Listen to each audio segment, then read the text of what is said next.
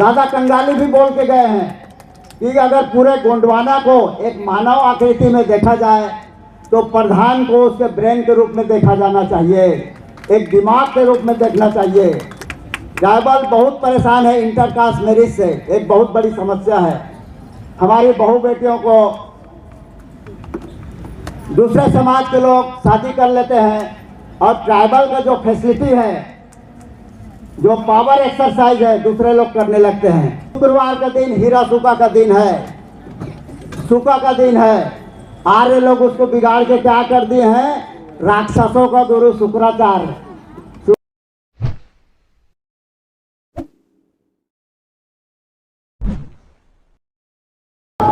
और उसकी बोली जिसको पाना पारसी कहते हैं, उसका एक 4 लाइन मैं बोला हूं। मेरा दावा है कि ये संसार का सबसे श्रेष्ठ 4 लाइन हो सकता है, क्योंकि ये 4 लाइन किसी धर्म आधारित नहीं, किसी पंथ आधारित नहीं, कोई भी मानव दिमाग के द्वारा रचना किया गया कोई लाइन नहीं है, वरन प्रकृति का एक नाद या आवाज है। मैं कृपया यहां सभी का ध्यान अपनी ओर आकर्षित कराना चाहता हूं।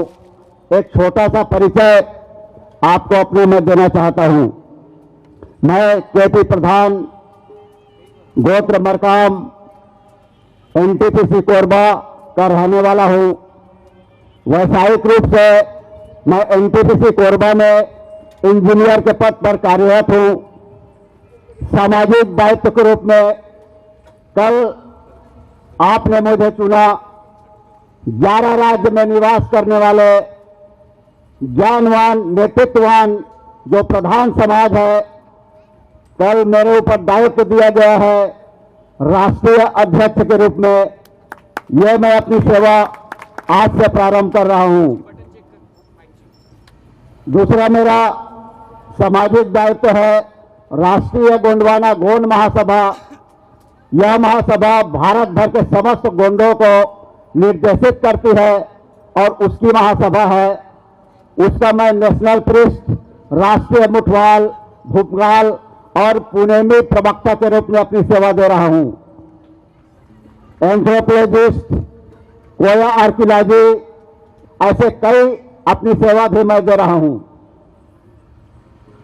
मैं आज अपनी बात मंच में आसीन श्रेष्ठ हमारे सदाजन जो हैं, मानकर साहब हैं, विधायक महोदय हैं, इन सब को अपनी सर्वोच्च सेवा अर्पित करता हूं।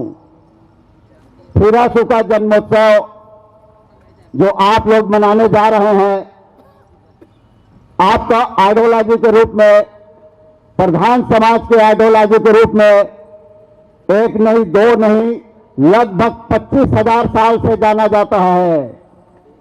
इसका हिस्ट्री, इसका एंशिएंट थ्योरी, इसका एंशिएंट फिलॉसफी के बारे में मैं जरूर बताना चाहूंगा। कुछ सम्मिलन कार्य भी मेरे द्वारा किया गया है। बौद्धिस्ट में जो भंते होते हैं, भंते और गोंडियन फिलॉसफी को मिलाकर एक नया रिसर्च के लिए मैं श्रीलंका और थाईलैंड के प्रवास पर भी था और बांग्लादेश के प्रवास पर भी गया था। मेरा कहने का मतलब है प्रधान समाज जो ज्ञानवान नेतृत्वकारी समाज है, भारत में वर्तमान में लगभग 11 राज्य में निवास करता है। 11 राज्य में असम, बंगाल, बिहार, झारखंड, उत्तर प्रदेश, उड़ीसा, छत्तीसगढ़, मध्य प्रदेश, आपके महाराष्ट्र, तेलंगाना, आंध्र प्रदेश और कुछ कर्नाटक में भी प्रधानों का निवास पाया गया है। प्रधान लोग एक प्राचीन एंशिएंट और एक सिस्टम को लेकर चलने वाले हैं। आज इसका जन्मोत्सव है हीरा सूखा। तो हीरा सूखा कौन है, इसकी आइडियोलॉजी क्या है, हम हीरा सूखा को केवल सेवा उपासना करें। क्या इसने कोई समाज के लिए अच्छा काम किया, संसार के लिए कोई अच्छा काम किया, ट्राइबल के लिए अच्छा काम किया, मूल निवासियों के लिए अच्छा काम किया या गोंडवाना के लिए अच्छा काम किया, इसके बारे में मेरा पहला फोकस रहेगा। दूसरा, इसको धरती का पहला संगीतकार कहा जाता है। मतलब धरती में अगर संगीत पैदा हुआ तो इसी के द्वारा पैदा किया गया। इस चीज के बारे में प्रामाणिकता के साथ आपके सामने पेश करूंगा। इसके बाद प्रधान समाज का जो है वो रहेगा, उसको आगे हम एक्सप्लेन करेंगे। आदि कोया मुठवा हीरा सूखा, इसको अनेक राज्य में अनेक नाम से जाना जाता है। आपको प्रधान समाज के बारे में अगर रिसर्च करना है तो एक नहीं, दो नहीं, 11 राज्य में जाकर प्रधानों को जानेंगे, तभी प्रधानों को समझ पाएंगे। हीरा सूखा का नाम उड़ीसा में मादला पीरा के नाम से जाना जाता है। हमारे छत्तीसगढ़ में सुकुआ के नाम से जाना जाता है। बस्तर के अंदर, छत्तीसगढ़ में बस्तर है, उसके अंदर उसियाल पेन, मुदियाल पेन और कांगोरी पेन के नाम से जाना जाता है। आपके तेलंगाना में, मध्य प्रदेश में हीरा सूखा मुठवा के नाम से जाना जाता है। अब हीरा सूखा ने ऐसे कौन से काम किया, इस संसार को कौन सा ऐसा थ्योरी बताया, कौन सा सिद्धांत बताया, उसके बारे में मैं आपको बताना चाहता हूं। हीरा सूखा मुठवा, अब जिसको रूपोलंग पहंगी पारी कुपाल लिंगो बोला जाता है, पूरे गोंडवाना समाज में दोनों महागुरु फेमस है। तो आप पहंगी पारी कुपाल लिंगो का सारा व्यवस्था के बारे में वाकिफ होंगे। आज से लगभग 25,000 साल पहले न उस समय कोई चारवाक था, न कोई बुद्धिज्म था, न कोई जैनिज्म था, न कोई हिंदूवादी व्यवस्था था, न कोई आर्यवादी व्यवस्था था, कुछ भी नहीं था। तब लगभग 25,000 साल पहले इस धरती के प्रथम गुरु कहलाने वाले हीरा सूखा ने एक ऐसा फिलॉसफी, एक ऐसा दर्शन बताया जो किसी मानव दिमाग के द्वारा रचित नहीं किया गया था। संसार में जितने भी पंथ या धर्म मिलेंगे सब मानव दिमाग की उपज है, मानव दिमाग के द्वारा रचना किया गया है, जिसमें कभी भी फेर बदल किया जा सकता है। लेकिन इस हीरा सूखा ने एक ऐसे प्राकृतिक नियम कानून को आदमियों के ऊपर एडॉप्ट किया जिसको महान गोंडोला व्यवस्था, द ग्रेट गोंडोलिज्म कहा जाता है। अब द ग्रेट गोंडोलिज्म है क्या, द गोंडोलिज्म व्यवस्था है क्या? यह गोंडोलिज्म व्यवस्था इस धरती का पहला समाजवाद का सिद्धांत है जो लगभग 25,000 साल पहले इस हीरा सूखा ने बताया, वो भी प्रकृति के गुणों को आधार मानकर। तो प्रकृति के कौन से गुण होते हैं? मेरी बात हिंदी में समझ रहे हैं ना कि मराठी लेना पड़ेगा? आप सबको हिंदी समझ में आएगी ना? सब लोग जोर से हाँ बोलिए अगर आएगी तो सर हिंदी में ही कंटिन्यू करेंगे। आइए, the great theory, the great philosophy of the great मुठवा हीरा सूखा के उस फिलॉसफी थ्योरी के बारे में मैं बताता हूं। हीरा सूखा ने एक ऐसा समाजवाद का सिद्धांत बताया जो किसी मानव दिमाग की रचना नहीं, वरन प्रकृति के जो चलायमान व्यवस्था है, प्रकृति का जो गुण है, उसको रिसर्च करके उसने बताया। प्रकृति का क्या गुण होता है? प्रकृति का 3 गुण होता है। Try property of the nature, 3 गुण होता है प्रकृति का। पहला गुण है नेचुरल जस्टिफिकेशन, दूसरा है नेचुरल इक्वालाइजेशन और तीसरा है नेचुरल लिमिटेशन। हिंदी में बोले तो प्राकृतिक न्याय, प्राकृतिक समानता और प्राकृतिक मर्यादा। प्रकृति कभी किसी का पक्ष नहीं लेती, वरन प्रकृति बैलेंस करती है। इसी बैलेंसवादी सिस्टम को प्रकृति का न्यायवाद सिद्धांत बोला जाता है। तो हिरासुका ने किसी आदमी के बोले हुए शब्दों का रिसर्च नहीं किया, वरन प्रकृति के 3 गुणों का रिसर्च किया: प्राकृतिक न्याय, प्राकृतिक समानता और प्राकृतिक मर्यादा।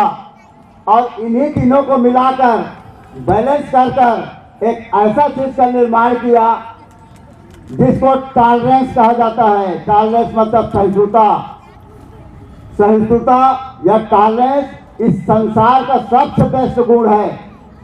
सहिष्णुता या टॉलरेंस जिस भी समाज, जिस कम्युनिटी में है या जिस व्यक्ति में है, वो संसार के आदमी नहीं, पेड़ पौधा वनस्पति जीव जंतुओं को भी कंट्रोल कर सकता है। आज से पहले कनाडा के धर्म सभा में स्वामी विवेकानंद ने एक शब्द कहा था कि भारत में एक विशेष धर्म है जिसमें सहिष्णुता ज्यादा है। मैं दावा करता हूं सिर्फ एक धर्म नहीं, किसी भी धर्म में भी टॉलरेंस नहीं है, किसी भी धर्म में सहिष्णुता नहीं है। सहिष्णुता है, टॉलरेंस है तो सिर्फ प्रकृतिवाद में, प्रकृतिवाद के विचारों में है। अदरवाइज किसी भी धर्म में ऐसा कोई शक्ति नहीं है जो संसार में शांति स्थापित कर सके। इसी बात को लेकर प्रकृति के 3 गुण, प्राकृतिक न्याय, प्राकृतिक समानता और प्राकृतिक मर्यादा को लेकर उसने ऐसा बैलेंसिंग किया कि वो बन गया टॉलरेंस और वो बन गया सहिष्णुता। यही सिस्टम को लेकर उसने एक ऐसा समाजवाद का सिद्धांत बनाया जिसको द ग्रेट गोंडलिज्म, गोंडोला व्यवस्था कहा जाता है। चार्वाक, प्लेटो, अरस्तो, सुकरात, न जाने कितने न कितने समाजवाद के सिद्धांत देने वाले बाद में आए। उससे पहले हिरासुका और कुपारलिंगो, जो हमारे गोंडवाना, हमारे प्रधान के पुरखा है, जो मूल निवासी के पुरखा है, उन्होंने एक प्राकृतिक समाजवाद का सिद्धांत का निर्माण कर लिया था जिसको ग्रेट गोंडोलिज्म कहा जाता है। इसी ग्रेट गोंडोलिज्म के सिद्धांत, फिलॉसफी और थ्योरी को उसने प्राकृतिक गुण को लेकर उसने मानववाद के समाज के ऊपर आरोपित किया, आरोहित किया। इसलिए आज आप देखेंगे भारत में ही नहीं, संसार के लेवल पर अगर किसी को अपने में समाहित की क्षमता है या खुद दूसरे में समाहित हो जाए ऐसी क्षमता है तो सिर्फ और सिर्फ ट्राइबल में नजर आता है, दूसरे कम्युनिटी में ऐसा समझ नहीं आता। इसीलिए ट्राइबल शब्द नाम पड़ा हुआ है। Natural justification, natural equalisation, natural limitation, एक ट्रायंगुलर जो फिलॉसफी है उसी को जिसने अडॉप्ट किया, ट्राइब बैलेंसिंग सिस्टम को जिसने अडॉप्ट किया, वही ट्राइबल कहलाता है। ट्राइबल का डिफिनेशन है, समझ रहे हैं ना? ट्राइबल का परिभाषा है, इसको आप समझेंगे। तो कई लोग कल सवाल किए, हमारे कई लोग भाई सवाल किए कि हिरासुका कौन है, उसका क्या फिलॉसफी है, उसका क्या दर्शन है। मैंने इस प्राकृतिक दर्शन को आपके सामने रखा। आप बता सकते हैं कि हिरासुका कौन है, इस बात को अच्छे से पकड़ कर रखिए।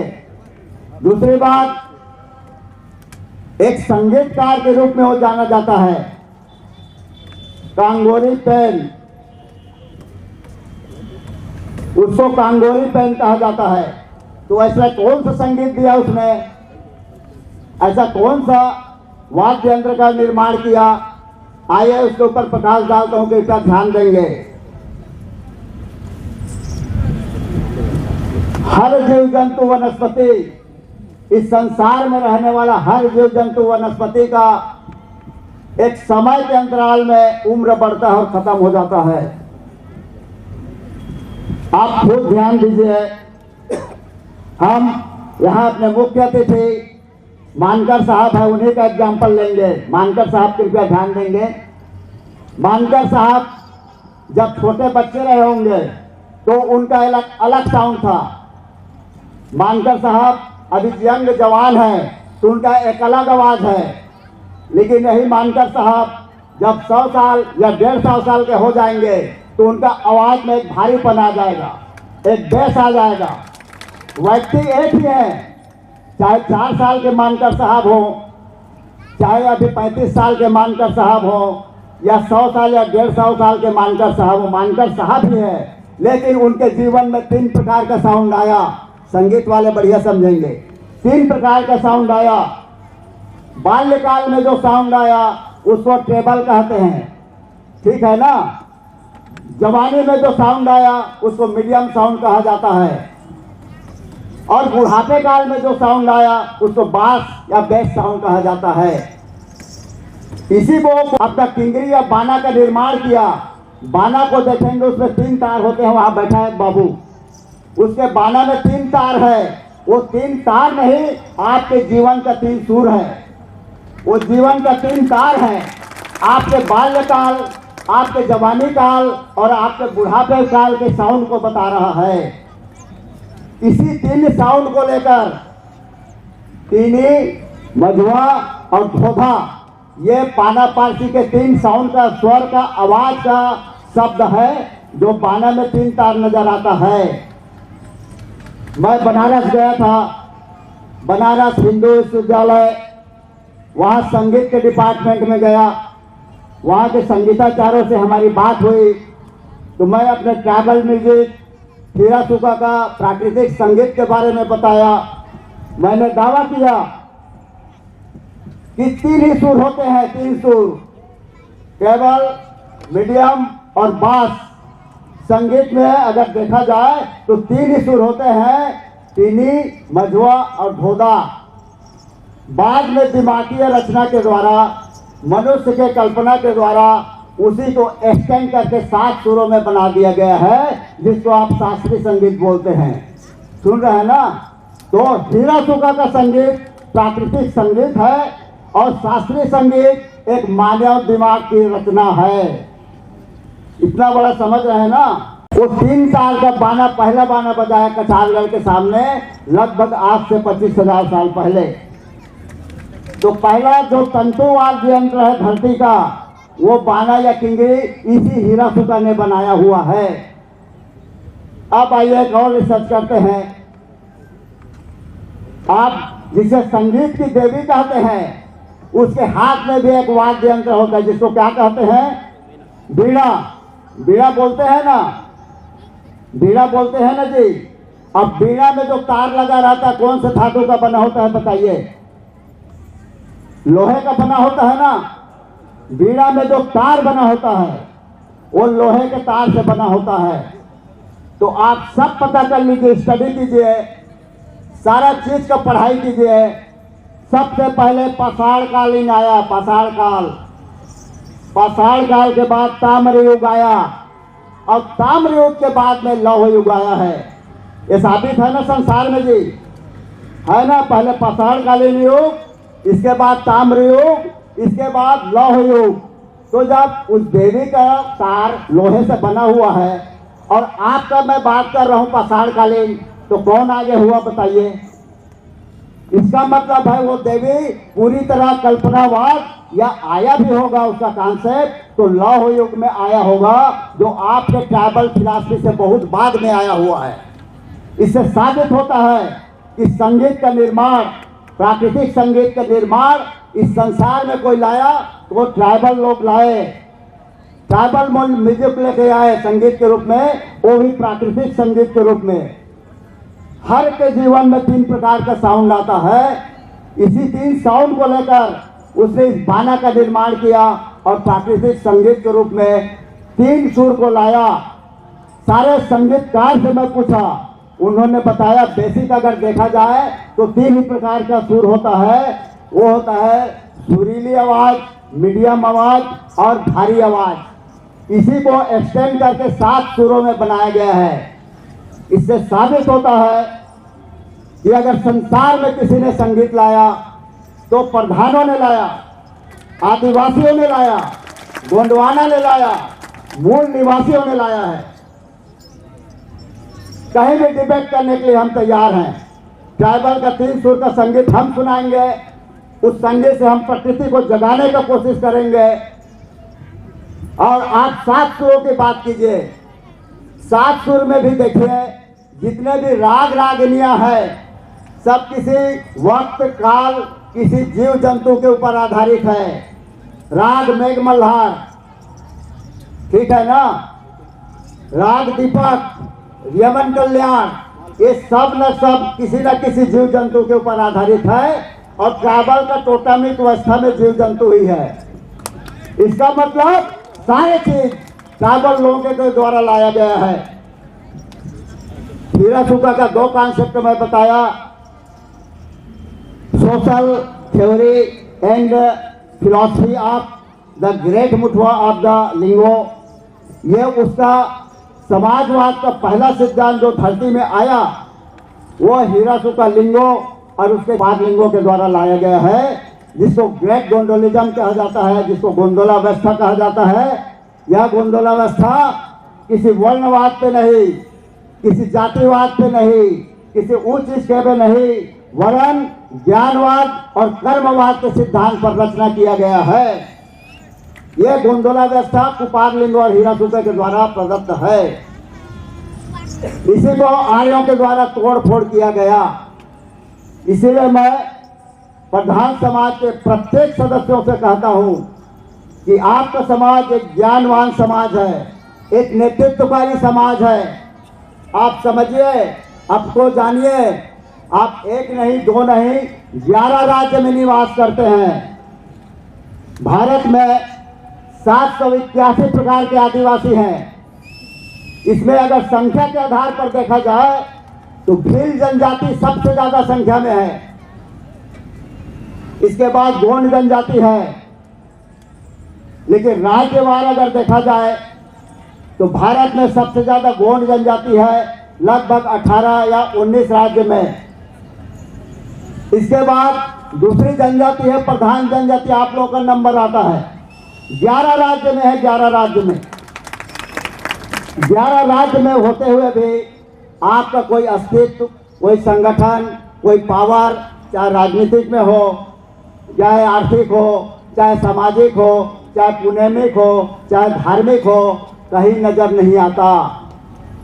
लेकिन वक्त आ गया है, प्रधान भी समझ गया है कि हम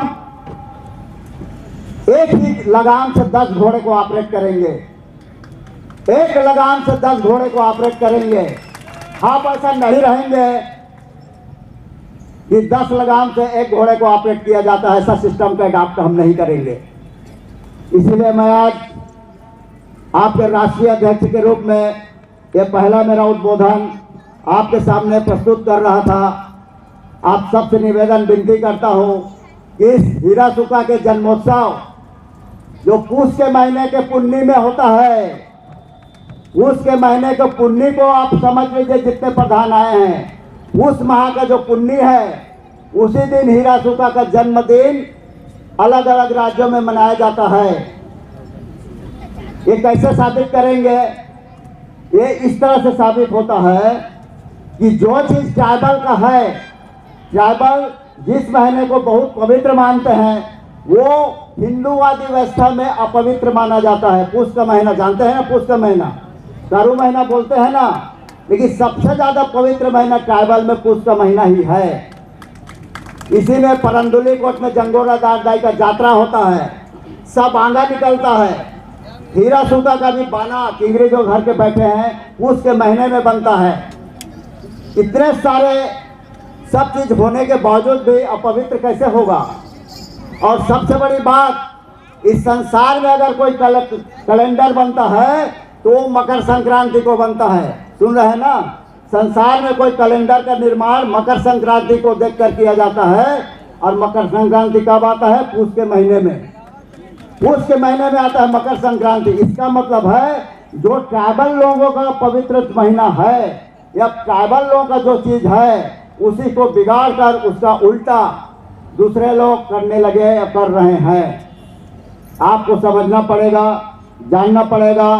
और प्रधान समाज के समस्त मातृपितृ शक्तियों से मैं निवेदन करता हूं कि इस समाजवाद के सिद्धांत और फिलॉसफी को समझिए, जानिए कि आपके पुरखों ने पूरे ट्राइबल को, पूरे गोंडवाना को, पूरे मूल निवासियों को कौन सा ऐसा सिस्टम दिया जिसके कारण आप गर्व कर सकते हैं। संगीत का पहला देवता कहते हैं, तो संगीत का पहला सिद्धांत, पहला आविष्कार आपने किया है, आपके पुरखों ने किया है। इसीलिए आज तक उस बाना को पकड़े हुए हैं जो अभी लड़का पकड़ा हुआ है। संसार में जितने आदिवासी हैं, कोई ये साबित नहीं कर सकता कि मैं 25,000 साल पुराना आदिवासी हूं। कोई साबित नहीं कर सकता, सिर्फ है अकेले प्रधान के, क्योंकि 25,000 साल पहले जो बाना उसके कंधे पर है वो अभी भी कंधे पर लटका हुआ है। देखिए, मैं नागपुर में इस बात को बोला था कि अगर लाखों के भीड़ में आदिवासी है और किसी के कंधे में अगर कोई बाना है तो दूर से पहचान जाओगे कि वो प्रधान है। समझ रहे हैं ना? इतना सारा चीज प्रधान लोग के पास होते हुए भी आज 11 राज्य में कोई विशेष स्थान या पहचान आप नहीं बना पाए हैं। लेकिन समय परिवर्तन हो रहा है और बहुत जल्दी परिवर्तन होगा। आने वाला समय 781 प्रकार के आदिवासी में, समस्त आदिवासियों में ज्ञानवान, नेतृत्व क्षमता वाला एक विशेष जनजाति के रूप में जाना जाएगा प्रधान। मेरे को अध्यक्ष बनाए हैं आप, मैं दावा करता हूं कि मेरे रक्त की एक एक बूंद प्रधान समाज के काम आएगा। मेरी स्टडी, मेरा रिसर्च, मेरा शोध, मेरा नॉलेज, मेरा ज्ञान, जितना भी मैं ट्राइबल के लिए करता हूँ, ओ मुंडा, संथाल, नागा, खासी, जयंतिया, पूरा गोंडवाना, वो सब के सब प्रधान लोग के अकाउंट में जाए, प्रधान लोग के खाते में जाए और हर प्रधान एक ज्ञानवान समाज बन के उठे। पूरे आदिवासी समाज में ये लगे कि ट्राइबल के रूढ़ी प्रथा में कहीं कोई विवाद होता है तो विवाद का हल कहाँ मिलेगा? तो प्रधानों के बीच मिलेगा। ऐसा हम प्रधान को उच्च समाज बनाना चाहते हैं। रूढ़िवादी व्यवस्था का ज्ञान रखने वाला, एंथ्रोपोलॉजी मानव शास्त्र का ज्ञान रखने वाला, ट्राइबल म्यूजिक का ज्ञान रखने वाला, tribal philosophy, tribal anthropology, methodology, archaeology, सब का ज्ञान रखने वाला कोई अगर बनेगा तो हमारा प्रधान समाज बनेगा। मेरा मानना है कि अगर प्रधान समाज खड़ा हो जाता है तो पूरा गोंडवाना खड़ा होगा, क्योंकि कई दादा कंगाली भी बोल के गए हैं कि अगर पूरे गोंडवाना को एक मानव आकृति में देखा जाए तो प्रधान को उसके ब्रेन के रूप में देखा जाना चाहिए, एक दिमाग के रूप में देखना चाहिए। इसलिए आपके महाराष्ट्र में देखिए कितने बड़े बड़े वक्ता हैं, नेतृत्व कार्य साथी हैं, बहुत सारे साथी हैं प्रधान लोग के, अनेक अलग अलग मंचों पे जाके काम कर रहे हैं। मैं आप लोगों को एक बहुत बढ़िया एक संदेश देने के लिए आया हूं कि आप लोग तैयार रहिए 11 राज्यों के प्रधानों से शादी और विवाह करने के लिए। आज ट्राइबल में सबसे बड़ा प्रॉब्लम है शादी और विवाह का। लड़की और लड़का नहीं मिल रहे हैं आपके तेलंगाना में, और बहुत सारे ट्राइबल में एरिया का बंधन है।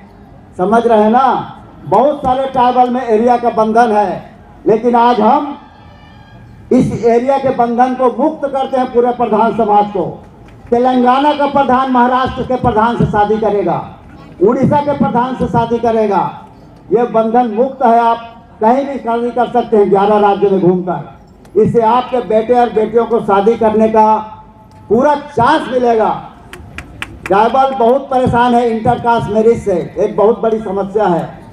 हमारी बहू बेटियों को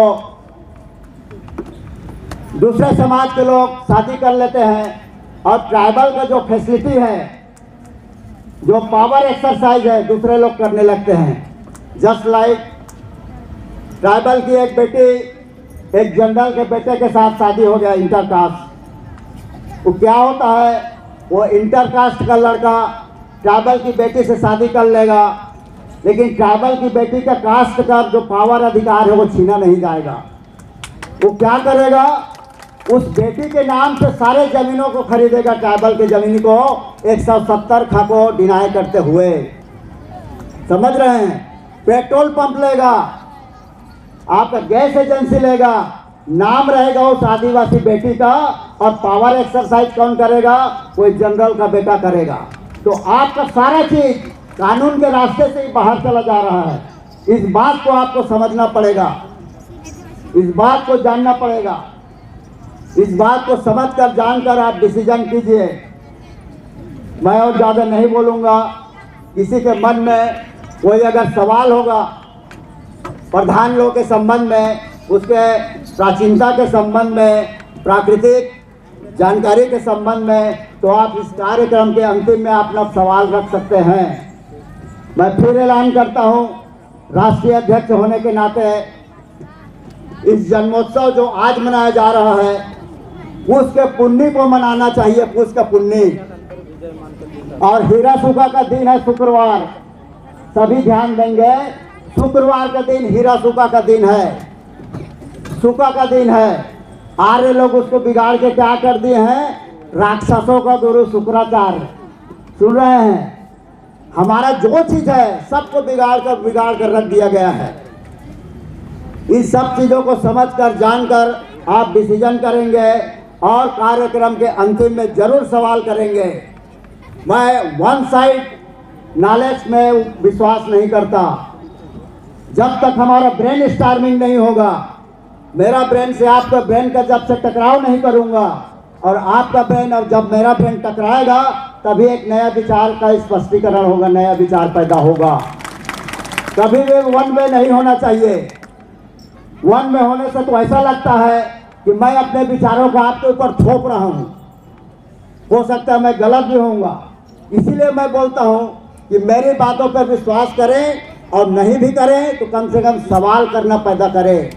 जो समाज सवाल पैदा करता है वही समाज चेतनामयी नजर आता है। सुन रहे हैं ना? इसलिए समाज वही करता है जिसके अंदर नॉलेज होता है, सवाल वही करता है जिसको तथ्य का ज्ञान होता है। इसीलिए सवाल करना सीखिए।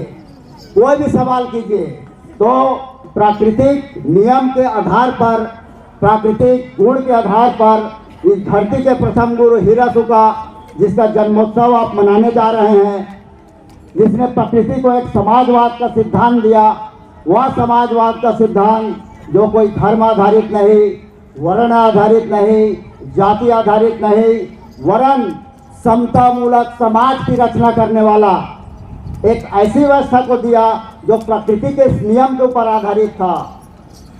इसी को ग्रैंड गोंडोलिज्म कहा जाता है, महान गोंडोला व्यवस्था कहा जाता है। और इस व्यवस्था को लेकर काफी दिनों तक बहस होते रहता है, हम अपनी बात रहते रहते हैं।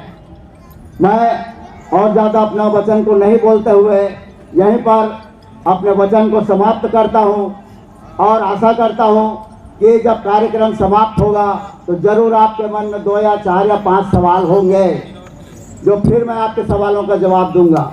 इसी के साथ ही इस पुण्य वाचन को मैं आगे बढ़ाता हूं। जैसे प्रकृति को नष्ट नहीं किया जा सकता, वैसे प्राकृतिक वचनों को भी आप बंद नहीं कर सकते। धर्म को रचना किया गया, धर्म एक मानव शक्ति के द्वारा रचना किया हुआ तंत्र है। धार्मिक व्याख्यानों को आप बंद कर सकते हैं, लेकिन प्राकृतिक व्याख्यान जिसको पुण्यम कहते हैं, इसको आगे बढ़ाया जाता है, इसको बंद नहीं किया जा सकता। तो इसीलिए मैं अपने पुण्यमी वाचन को आगे बढ़ाता हूं, और आगे आपसे पुनः निवेदन करता हूं कि आप कोई ना कोई सवाल करें। संसार के प्रथम गुरु हीरा सूखा मुठवा, जिसने उसियाल तंद्रा योग जिसको मेडिटेशन करते हैं, उसने भी इसने दिया, मैं साबित कर सकता हूँ। प्रथम संगीत का आविष्कार इसी ने किया, प्रथम ज्ञान का देवता इसी को कहा जाता है। ऐसे श्रेष्ठ महागुरु शक्ति को मैं अपनी सर्वोच्च सेवा अर्पित करता हूँ, सुरवे सेवा अर्पित करता हूँ, और पुनः 11 राज्य के समस्त प्रधान लोगों को और मंच में आसीन समस्त श्रेष्ठ जनों को अपनी सेवा अर्पित करते हुए अपनी पुण्यवी वाचन को आगे बढ़ाता हूँ। सुरवे सेवा मादला तजीवा, सुरवे सेवा मादला तजीवा। बोलिए हीरा सूखा मुठवाना, हीरा सूखा मुठवाना, सेवा सेवा, कुपार लिंगोना, सेवा सेवा, जंगोरा तार दाइना, सेवा सेवा, सेवा सेवा, सुरवे सेवा।